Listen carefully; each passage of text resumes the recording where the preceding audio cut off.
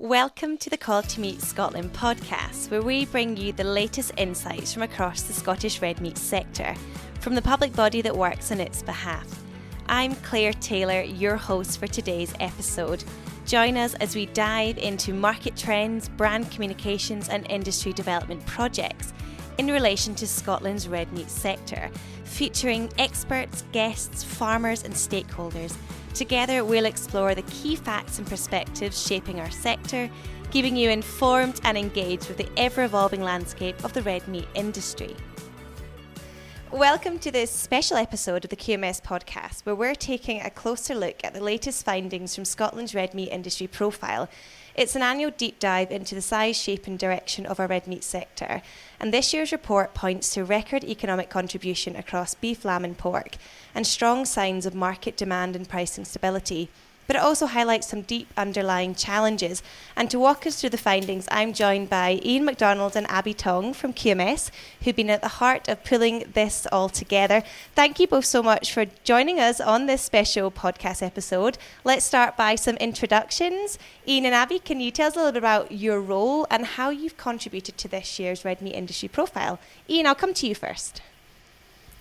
I'm a market intelligence manager at QMS, and I guess I've had the sort of editorial role of the profile, still contributed some of the statistics, formulating our processor survey, pulling all the numbers together on that side. But mainly that kind of editorial and drafting and checking all the stats and stuff are correct. And Ian just told me before we placed recording, he's been on the profile for 15 years now, whereas Abby, you've been working on this for 3 years. Can you tell us a little bit about your role and what's involved with you? Yeah, exactly. Thank you, Claire. I'm Abby Tong. I'm the category specialist at QMS. I've been working with Ian on this project for 3 years. So to introduce myself, when I joined QMS, I don't have any farming background. So red meat industry is totally black to me. But when I get assigned with this project, I read the whole handbook.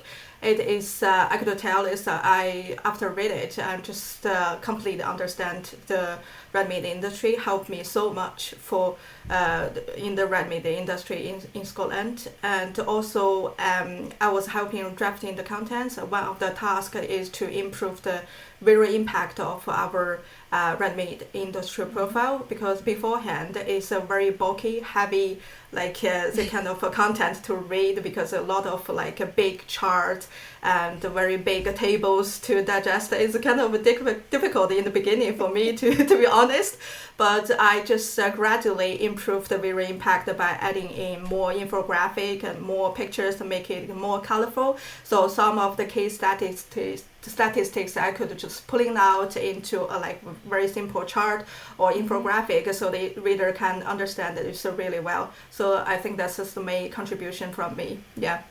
I think, Abby, for listeners listening into this, I think the usability is, I'm sure that's something they'll be very welcome if they're all going to head now and look up the profile. They'll be able to see the changes that you've made, and we'll get into that a little bit later about how you've refined and made those changes. Yeah. But let's go for some of the headlines. What are some of the key findings from this year's report? Ian, what's really stuck out to you?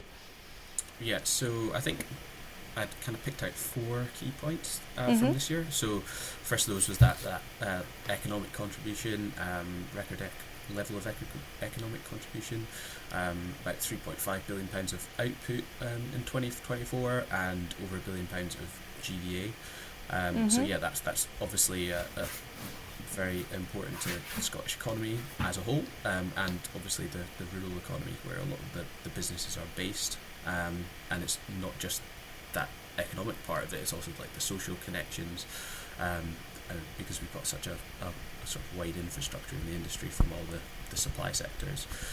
Feed companies, vets are taking part in the sector as a supplier, land agents, even banks, all that kind of wide range. You've got all the auction markets out there, the processing companies, all the suppliers to them.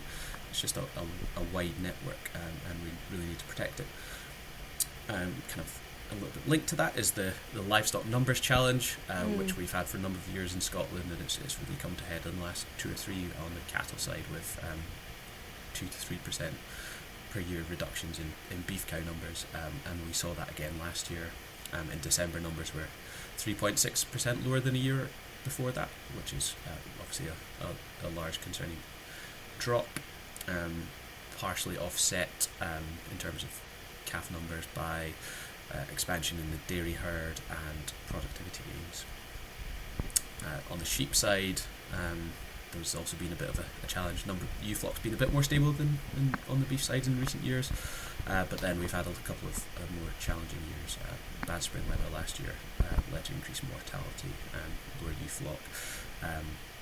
Lamb numbers down the last couple of years.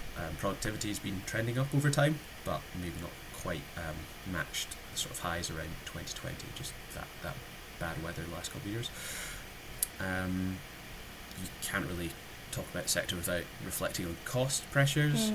So input costs maybe not quite as high as they were in 2022-23 at their peak, but still are about 30% when you look at the sort of index of agricultural input costs, and for processing as well, 30% higher than pre-COVID levels, which is obviously a major challenge, and that wouldn't factor in labour costs and labour shortages which you have to manage as a processing or farming business.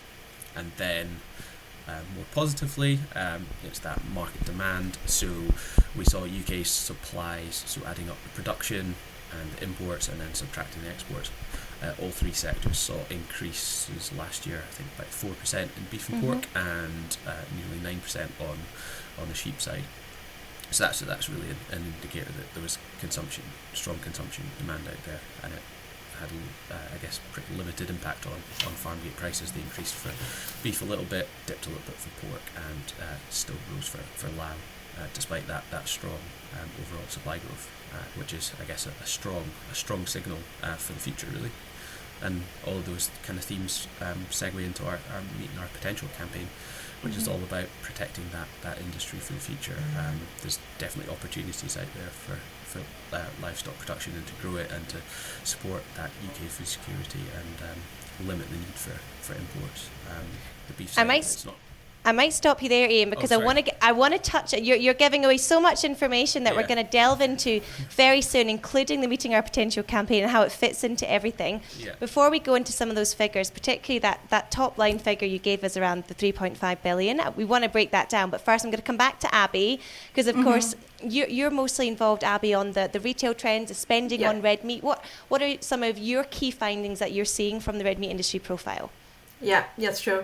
In 2024, we have seen actually the spending on the red meat has been increased. And so we have seen in Scotland, the spending on red meat has been increased by about 2%. But we have to remember that the volume actually decreased by 2% as well, and that's meaning that was basically driven by reduced basket size, and but still we see some positive side, because we have seen increase like trips for purchasing red meat from shoppers.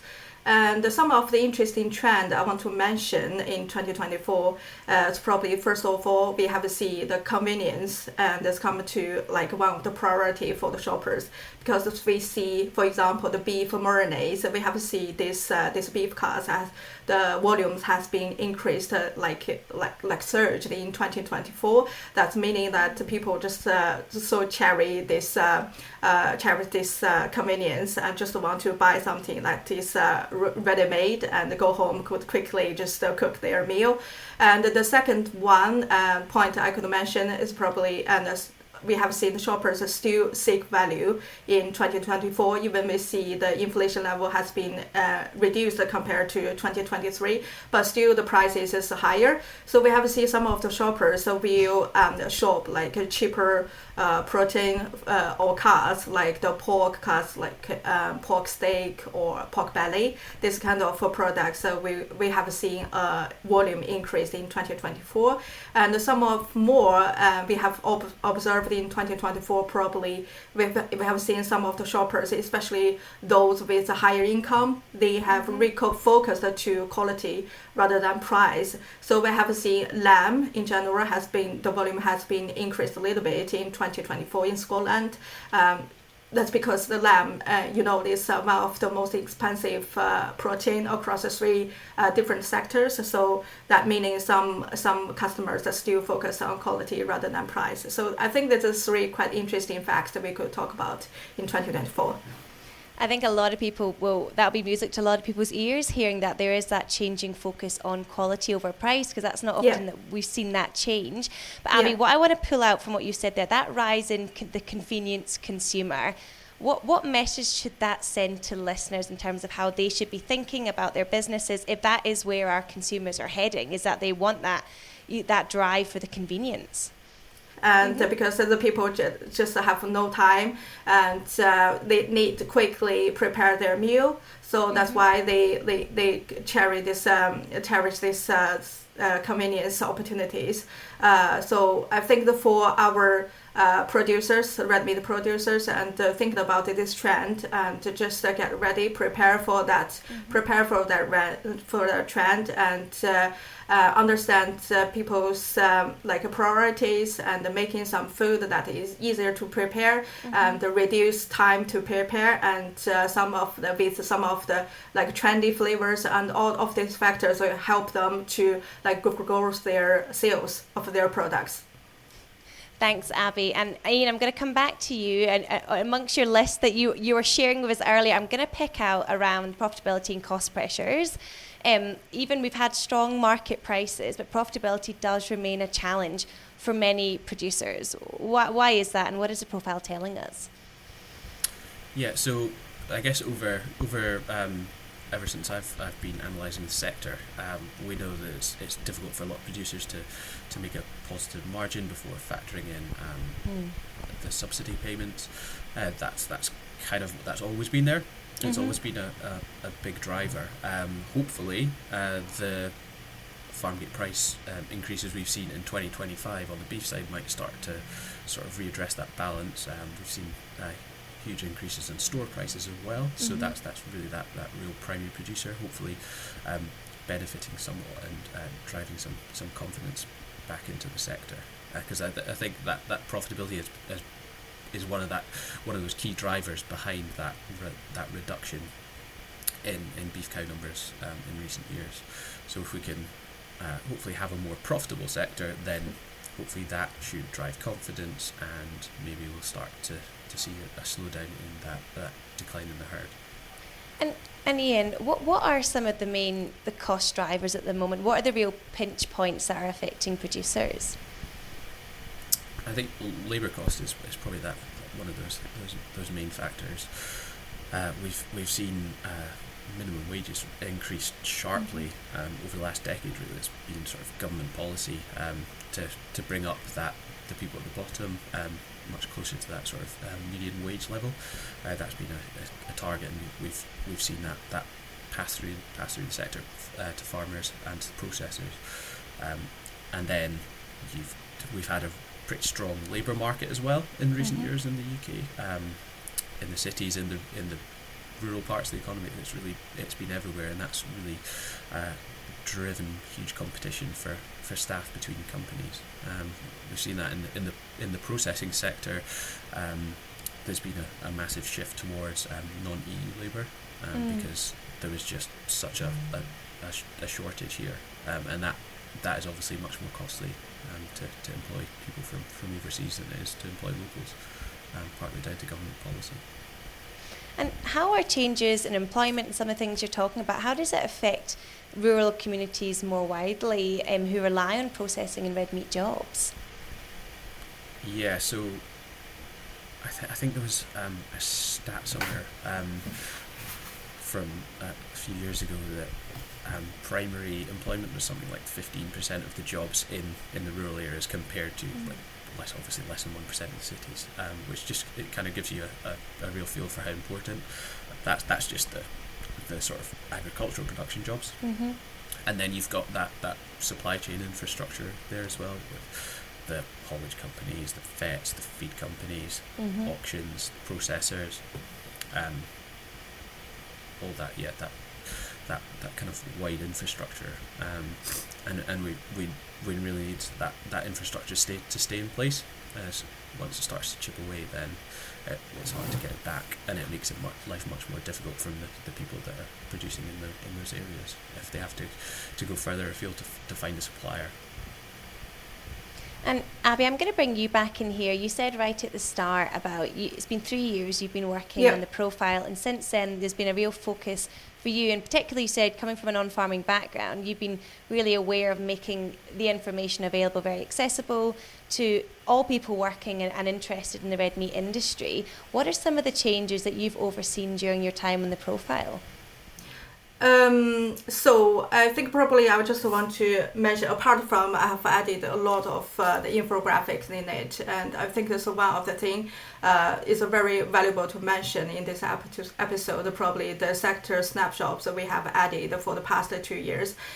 You could find it in the last several pages, and on this sector snapshot, you'll find key statistics, including the farming outputs, like the Scottish abattoir outputs, and also you'll find the livestock population numbers, and also you'll find this like a consumption level and whatever. And all this information, I think, is quite key to to professionals working in the Scottish red meat industry. And also, I just want to mention, and for people with a number mindset, and if we want to get updated very regularly rather than our industry profile, because it is annual publication, and I would just want to people to sign up to our monthly update. This one will be updated on monthly basis with the information covering 3 sectors, and also it will include the general economic environment, and it's a quite important piece of publications we have on monthly basis.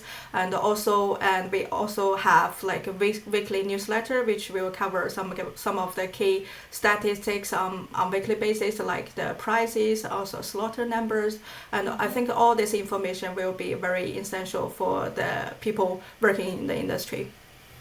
And just as a sort of follow-up to that, for those listening and who perhaps haven't looked at the profile yet, I'm sure lots of people have delved into these infographics, but for those that haven't, where can they go to get this information? And what would be your advice to them, Abby, is where to begin in terms of their research and applying it to the work that they do? What should they be looking at? I think first of all, I think is want to get a general idea, and all the case stats you will find from the first page. We have from the producing and to processing and production, and you will find all case studies from the first page. You find them, and also if you're looking for specific information, such as looking at our there's content, and you could just looking for the specific pages you're looking for. And also we have some quite interesting programs in the back pages, and telling you what QMS programs is running at the moment. And also this very important piece is this year's Meeting Our Potential. There's some information about it in the back page as well. Yeah. And Ian, you earlier started to go into some of the, I guess, updates around the different sectors for beef, sheep and pork. Even just to go back into that, and anyone that's going to be checking out the profile and what Abby's just said, looking specifically into those sectors, what kind of key differences are they going to be coming across for the different sectors? Yeah, so I guess as ever, there's always lots of different trends going on in the 3 sectors, all very different.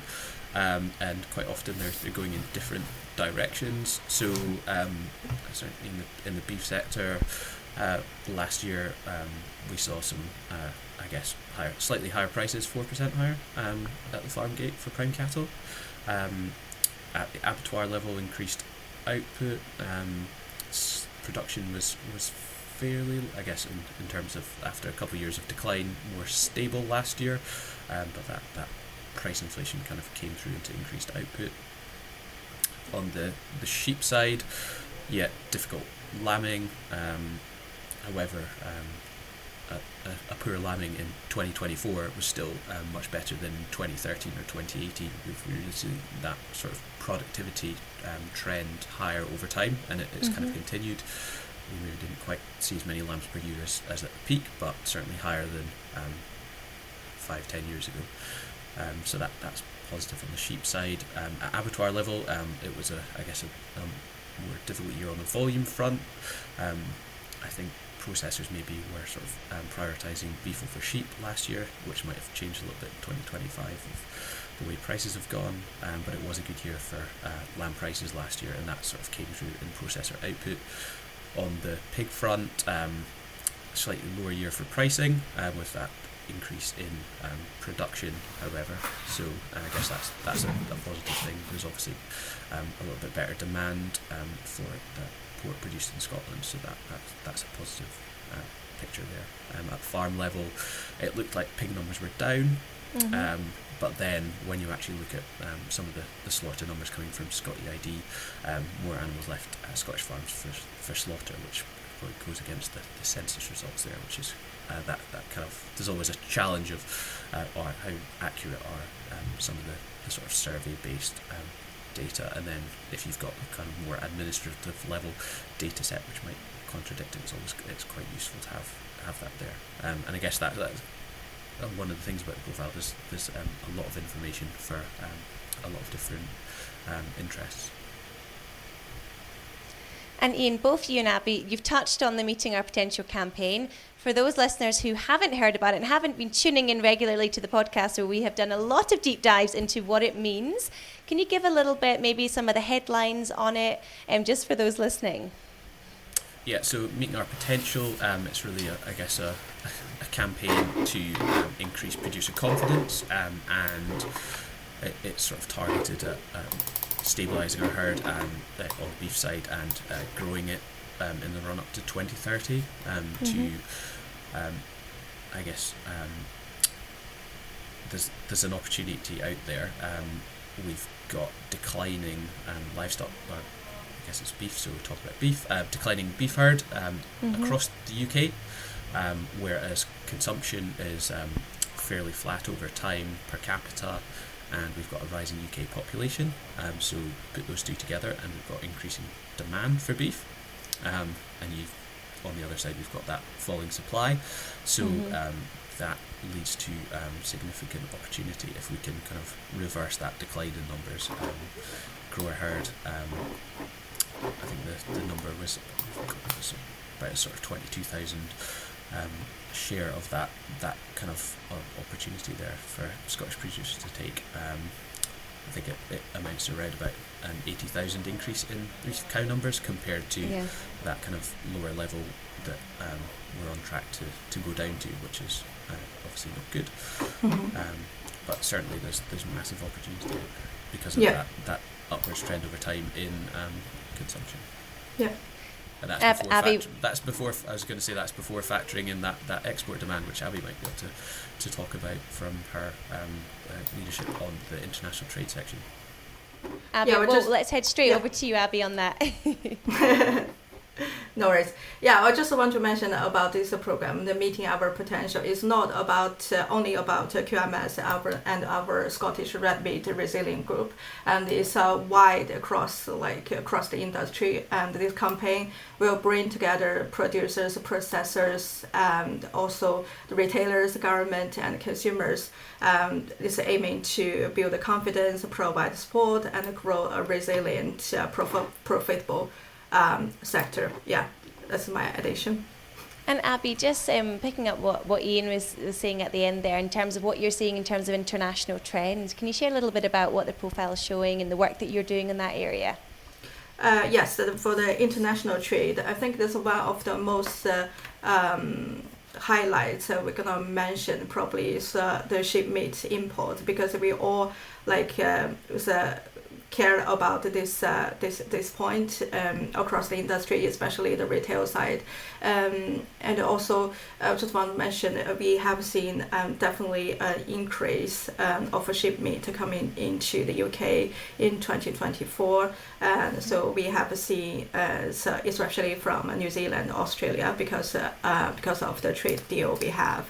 So that's I think that's probably the one of the key points I want to mention. But of course we have seen the beef and has been really well, and we have seen the main trading country Ireland, and we've seen a lot of trading with them. So yeah, overall I think this is one of the some of the points I want to mention. Yeah. And Abby, see when you talk about, excuse me, so Abby, see when you talk about obviously those increased volumes from the likes of Australia and New Zealand, of course, because of those trade deals, and I know that's something that can concern producers and those listening into the episode.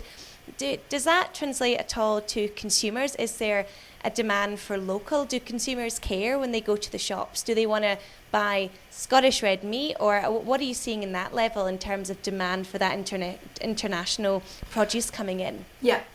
So I just want to mention one research we have done recently. That we have sent out our survey to I think there's around 1,000 Scottish consumers asking these red meat eaters and what they care about, if people care about where their meat coming from. But actually we have seen very positive figure actually, and we have seen over, I think there's a 70 and then people, or even over 70% of people mentioned that they would prefer local produced red meat, especially Scottish red meat, and they would support their local communities, support local butchers and producers, and so this is, I think, a quite positive feedback we got.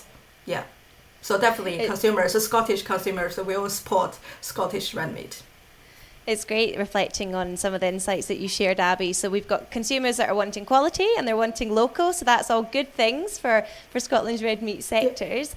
But just looking ahead and what some of these figures and things that you're uncovering as part of the profile, what do you see, come to you in this, as some of the key opportunities we have for the red meat sector based on what you've seen in the profile?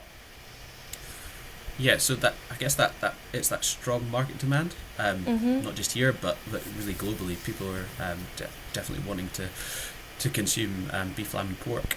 They know it's good for them. They know it's tasty, and we've got a growing population as well. So even if maybe people start to eat a little bit less per person because that price is going up, they're certainly willing to spend more money on it, and there's more people in the world. So it's that kind of long-term demand growth is there, so there's a major opportunity, especially with livestock numbers coming under pressure in many countries. Some of that is, I guess, climatic, where it's getting a little bit harder to produce. You've had in America major drought in the sort of early 2020s, and that's led to their lowest livestock numbers in something I think seems like 70 years or more. Right. And that's really driving the global market when you get major sort of imbalances between supply and demand in a major consuming nation, and that's kind of driving prices up everywhere, and as people sort of scrambling to secure the supply they need for that kind of growing population. And Abby, from yourself, what is one key takeaway that you'd like to leave listeners from this year's report? Whether they're farmers, processors, policymakers, what's your sort of key message to leave? And from me, I would just I would love to focus more on consumers and the retail side. And what I see is actually we can see still and the consumers, their consumption of red meat, and so the demand is very strong. And also just I think for consumers it's quite important for them to understand, and it is quite important to consume red meat, because we know some of even the women or the young girls, they think is consuming red meat probably is not good, and but actually the red meat we have a lot of nutrients like B12 and iron, and this is very key for the young girls or even women when they are pregnant, whatever. It is quite important for people's health. And also we just want to consumers to keep in mind that keep a balanced diet, and this is quite important for their health benefits. And Ian, I'm going to come to you for a final word. I'm not going to put the same question to you, but I'm going to say for those who haven't yet read the red meat industry profile, why is it worth their time? Why is it worth their time? It's just if they're looking for a quick stat or a lot of stats, everything is in there, really. That's probably the simplest way of putting it. There's lots of information, and whether you want a lot or a little, you'll find it in there.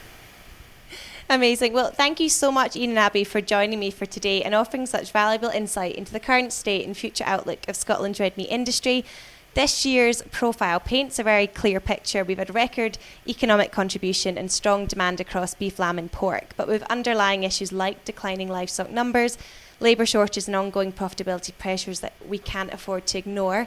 I'd encourage all of you listening to go and read the full report. You've heard it there from Ian, just go and read it and reflect on what it means for your part of the supply chain and consider how we can all work together to build a more resilient and sustainable sector. Thank you all for listening. Thank you for tuning in to the Quality Meat Scotland podcast. Don't forget to subscribe wherever you listen for more monthly episodes as we continue to explore the vital topics affecting the red meat industry. If you want to stay updated with the latest news in our sector, be sure to sign up for the weekly QMS newsletter by emailing info@qmsscotland.co.uk. Join us next time for more insights from experts, farmers and industry leaders. But until then, stay connected with us on our social channels and keep up with the latest news from Quality Meat Scotland.